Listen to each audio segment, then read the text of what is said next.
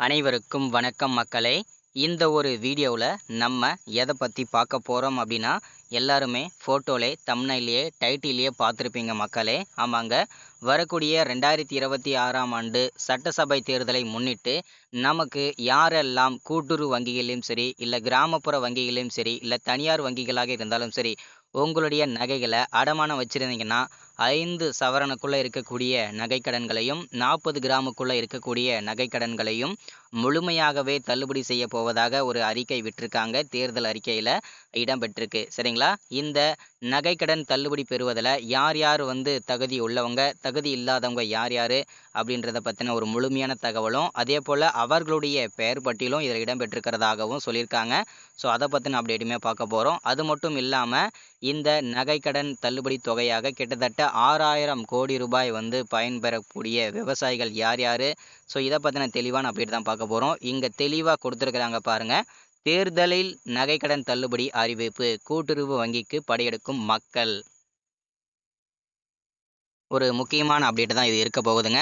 So வீடியோவை நம்ம தொடர்ந்து பார்த்து தெரிஞ்சுக்கிறதுக்கு முன்னாடி நமது கவர்மெண்ட் ஜாப் டெய்லி அப்டேட் சேனலுக்கு இப்போ தான் நீங்கள் ஃபர்ஸ்ட் டைமாக முதல் முறையாக நமது சேனலை பார்க்குறீங்க, நமது வீடியோவை பார்க்குறீங்க அப்படின்னா மறக்காமல் சப்ஸ்கிரைப் பண்ணிவிட்டு பக்கத்தில் இருக்க பெல் பட்டனை கிளிக் பண்ணி ஆளுன்ற ஆப்ஷனில் போட்டு வச்சுக்கோங்க. அப்போ தான் நம்ம போடக்கூடிய அரசு துறையிலிருந்து வரக்கூடிய இந்த மாதிரி முக்கியமான ஸ்கீம் அப்டேட்லாம் ரெகுலராகவே நம்ம தெரிஞ்சுக்க முடியும். சரிங்களா?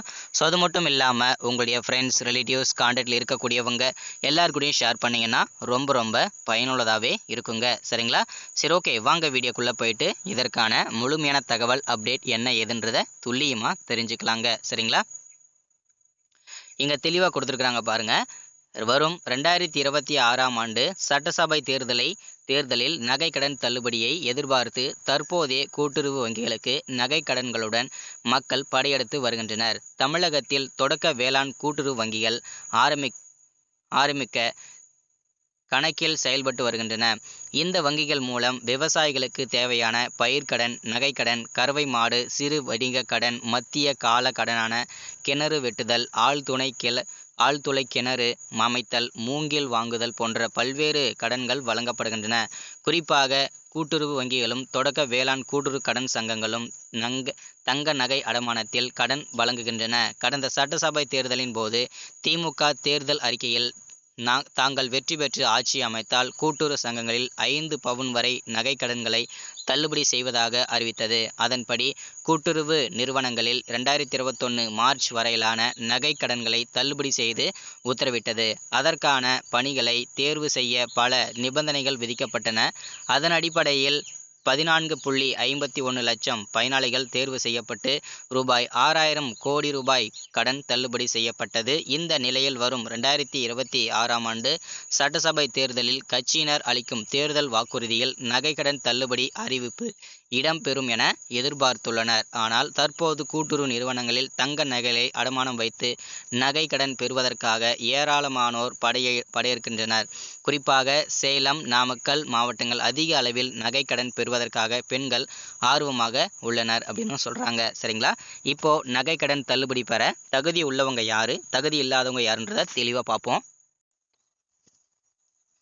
இங்கே தெளிவாக நமக்கு சொல்லியிருக்காங்க. அரசாணைப்படி யாரெல்லாம் நகைக்கடன் பெற தகுதி உள்ளவர்கள் அப்படின்னு பார்த்தீங்கன்னா தள்ளுபடி பெற. சரிங்களா?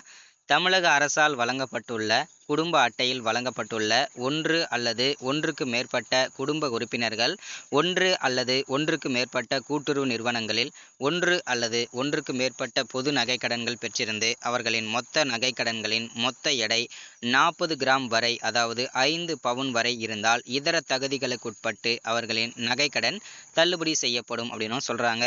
5 பவுனுக்குள்ளே இருக்கணும், 40 கிராமுக்குள்ளே இருக்கணும். இதுதான் நமக்கு அதிகாரப்பூர்வமாக கொடுத்துருக்கிறது. சரிங்களா? ஸோ இதற்கான ஒரு முக்கிய செய்தியும் நம்ம பார்க்கோம். அதற்கான விளக்கத்தையும் சொல்லியிருக்காங்க. என்னென்னா, தமிழக அரசால் வழங்கப்பட்ட குடும்ப அட்டை, ஆதார் எண் விவரங்களை சரியாக அளித்தவர்களுக்கு தான் இந்த நகைக்கடன் தள்ளுபடி வழங்கப்படும் அப்படின்னு சொல்கிறாங்க. மறுவாழ்வு முகாம்களில் வசிக்கக்கூடிய இலங்கை தமிழர்களுக்கும் இந்த தள்ளுபடி கிடைக்கும் அப்படின்னு சொல்கிறாங்க. தமிழக அரசின் குடும்ப ஓய்வூதியதாரர்கள் நகைக்கடன் தள்ளுபடி பெற தகுதியானவர்களும் அப்படின்னு சொல்கிறாங்க. தற்போது வரை செல்லுபடியாகக்கூடிய குடும்ப அட்டை வைத்துள்ள நகை கடன்தாரர்கள் தள்ளுபடி பெற தகுதியானவர்கள் அப்படின்னு சொல்கிறாங்க. இப்போது நகை கடன் தள்ளுபடி பெற தகுதி இல்லாதவங்க யார் யாருன்றதையும் தெளிவாக பார்ப்போம். ஸோ இதில் உங்களுக்கு சுருக்கமாக சொல்லணும் அப்படின்னா 5 பவுனுக்கு மேல் இருந்தாலும் 40 கிராமுக்கு மேல் இருந்தாலும் அவங்க தள்ளுபடி பெற தகுதி இல்லாதவங்கன்னு அர்த்தம் அப்படின்னு சொல்கிறாங்க. ஸோ அதற்கும் ஒரு விரிவாக்கமும் சொல்லியிருக்காங்க. உங்களுடைய ரேஷன் அட்டை சரியாக இருக்கணும். அதே போல் அந்த ரேஷன் அட்டை நம்பரை கொடுத்துருந்தீங்கன்னா உங்களுக்கு தள்ளுபடி கிடைக்காது. தவறாக வழங்கியிருந்தீங்கனாலும் கொடுக்காம இருந்தீங்கனாலும் உங்களுக்கு தள்ளுபடி கிடைக்காது. அதே போல் ஆதார் எண்ணை வழங்காதவர்கள் மற்றும் தவறாக வழங்கியவர்களுக்கும் தள்ளுபடி கிடைக்காது. கூட்டுறவு சங்கங்களில் பணியாற்றும் ஊழியர்கள் மற்றும் அவர்களுடைய குடும்பத்திற்கும் தள்ளுபடி கிடைக்காது. அதே போல் அரசு ஊழியர்களுக்கும் தள்ளுபடி கிடைக்காது. போலி நகையாக வச்சுருந்தீங்கனாலும் உங்களுக்கு தள்ளுபடி கிடைக்காது. பயிர்க்கடன் வாங்கி அதற்கான தள்ளுபடி வாங்கியிருந்தீங்கன்னா உங்களுக்கு இந்த நகைக்கடன் தள்ளுபடி கிடைக்காது. ஸோ அதே போல் உங்களுக்கு வந்து ரேஷன் அட்டை இருக்கு இல்லையா, அது வந்து தமிழக ரேஷன் அட்டை இல்லாமல் வேறு மாநிலங்களோட ரேஷன் அட்டை வச்சுருந்தீங்கனாலும் உங்களுக்கு தள்ளுபடி கிடைக்காது. ஆதார் அட்டையில் இருக்கக்கூடிய அட்ரஸ் வந்து வேறு மாநிலங்களோட அட்ரஸ் இருக்கக்கூடாது. அதாவது உதாரணத்துக்கு ஆந்திரா, கேரளா, தெலுங்கானா, புதுச்சேரி உள்ளிட்ட மாநிலங்களை சார்ந்த ரேஷன் அட்டையிலையும் சரி ஆதார் அட்டையிலையும் சரி அட்ரஸ் வந்து பார்த்தீங்கன்னா இருந்ததுன்னா உங்களுக்கு தள்ளுபடி கிடைக்காது அப்படின்றத மென்ஷன் பண்ணியிருக்காங்க. சரிங்களா? ஸோ வரக்கூடிய 1ஆம் தேதி முதல் உங்களுடைய நகைகள் அனைத்தும் தள்ளுபடி செய்யப்படும். அதற்கப்புறம் நீங்கள் 1 வீக் கழித்து நீங்கள் உங்களுடைய நகைகளை மீட்டெடுத்துக்கலாம். சரிங்களா? ஸோ அதுக்கு முன்னாடி நீங்கள் வந்து எப்போ வேணாலும் உங்கள் நகைகளை வந்து நீங்கள் கூட்டுறவு வங்கியில் போயிட்டு நீங்கள் வந்து அடமானம் வச்சுக்கலாம். சரிங்களா? ஸோ இன்றைக்கான ஸ்கீம் அப்டேட்டில் இதுவும் ஒரு முக்கியமான ஸ்கீம் அப்டேட்டுங்க. எல்லாரும் பயன்படுத்திக்கோங்க. தேங்க்யூ.